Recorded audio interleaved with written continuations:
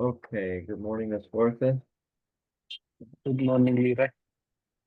So we're gonna start on the chapter of the sex transmutation in the book Think and Grow Rich in 10 Minutes a Day by Napoleon Hill. Okay. The 10th step to riches. The desire for sexual expression is by far the strongest and most impelling of all the human emotions. And for this very reason, this desire, when harnessed and transmuted into action other than that of physical expression, may raise one to the status of genius. The great motivator.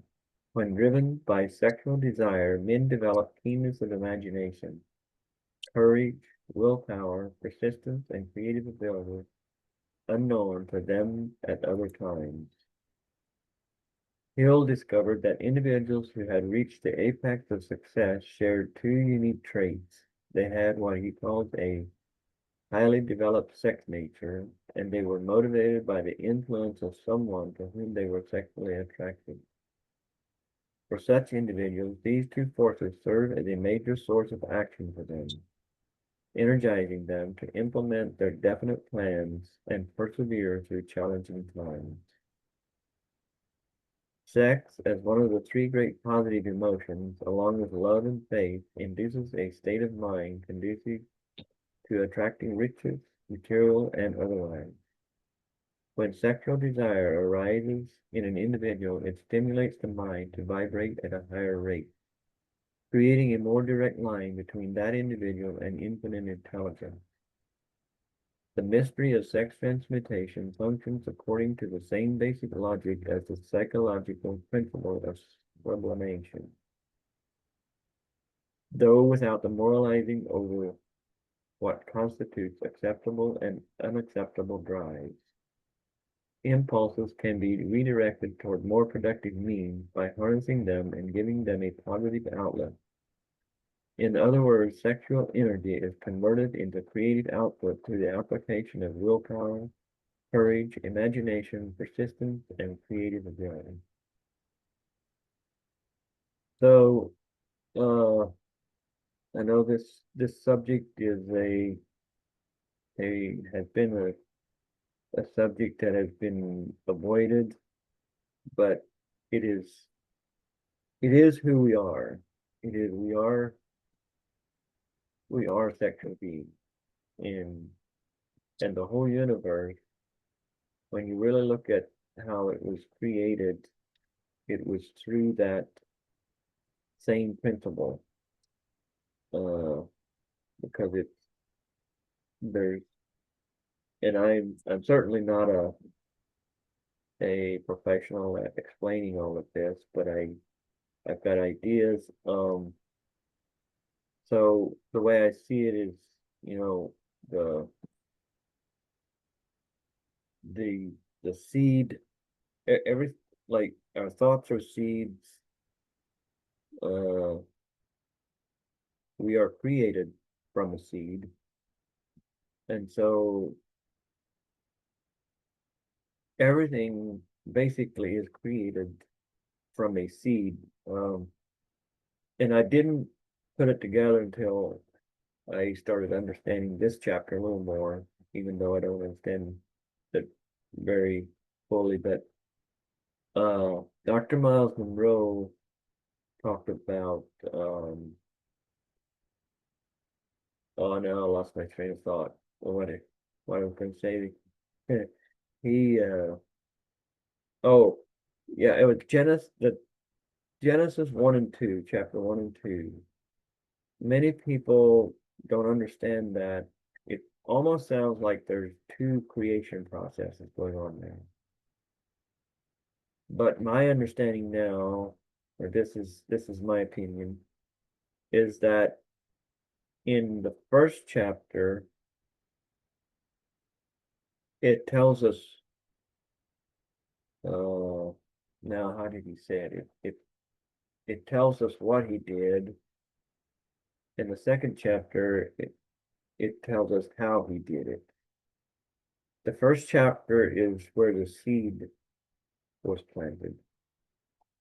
The second chapter is where things came into being, because in verse 2, I believe it is, it talks about that he didn't let anything grow because there was no man uh, to manage to take care of it. So uh, it's a there has to be management in order for things to grow. Uh, and so what we have there then is the in my opinion, the first chapter is where he planted the seed, and the second chapter is where things came into being. So that is and that is all in that creative process, and sexual energy is a creative process. Okay, that's what I have on that subject. So do you have anything you want to share? I think it works in both directions. It is purely a creative process. It's basically you can recreate the species or procreation. And another thing is you can redirect that same energy to worthwhile purposes to create something or to basically create something other than the procreation. It's also a creation, but it's not a procreation. It is creation in the world that to make the world as a better world, or basically to give better service, or to create better products, or to create something which by using sublimation or redirecting the channel. This is very important. Basically, we have to redirect this power, energy that with willpower, courage, imagination, persistence, persistence, and creative ability. This is very important to channel the energy. Yeah, Yeah, yeah, you want to go ahead that's and about it. read? Yeah, okay. Raw sexual energy is constructive in nature and can be directed towards three positive ends: ensuring the perpetuation of the human race, maintaining sound mental health, discarding mediocrity for creative genius. However, many people misuse it, dissipating its energy through overindulgence in physical ends, meant only to gratify the individual's carnal nature. This tendency is heightened in youth, which is one reason why most people do not amass great riches until they are in their 40s, 50s, and 60s. Geniuses are made, not born. Love, romance, and sex are all emotions capable of driving men to heights of superachievement. He'll believe that genius is not an inborn trait. Rather, it is something that can be cultivated through the enlargement of one's thoughts and willingness to take action on them. Genius is the result of stimulating one's thoughts so that they vibrate at a much higher frequency than normal thought, thereby attracting constructive vibrations from infinite intelligence, inspiration. This in turn results in higher quality, wider ranging thoughts that support the functioning of the creative imagination, which can pay with infinite intelligence to generate new knowledge. I think he talks about it serves three purposes. One is he can become a genius by using this, and another is he can do the procreation of a human race, and basically to have a third one is to have a better mental health. And also he says that love, sex, and another thing. What is it? Romance.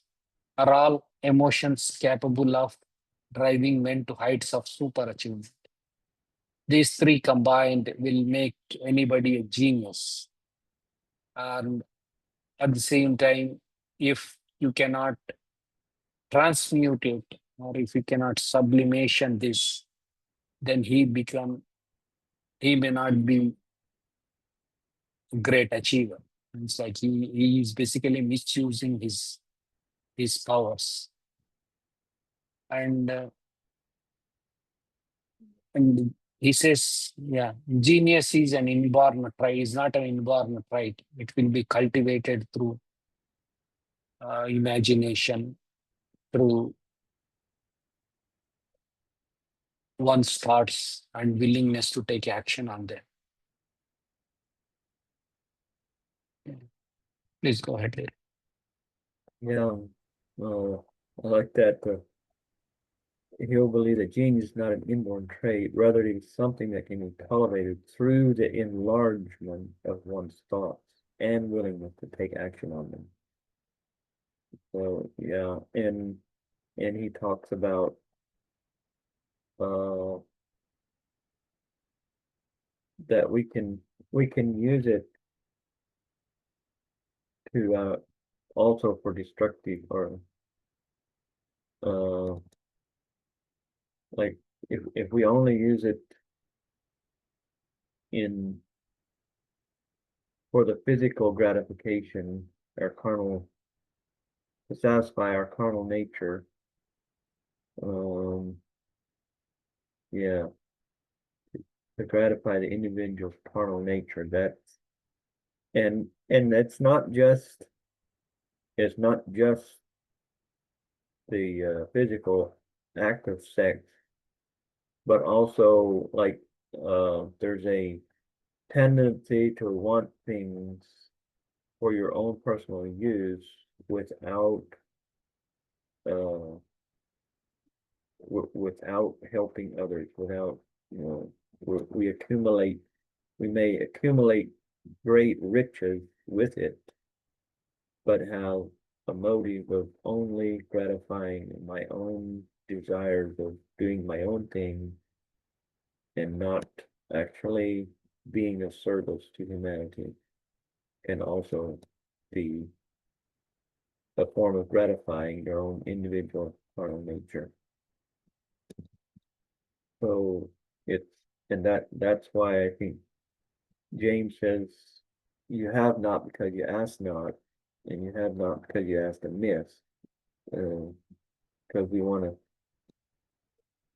to do these things just for our own selfish end. And uh, so we want in this field we want to make sure that we're doing it. Our motive is to leave the world a better place when we leave, because we are leaving. All of us will eventually leave. So uh okay, that's probably about long enough for this recording. So I think we were here, right? We stopped. Yeah. Which can pick. Yeah. Okay. I will stop the recording.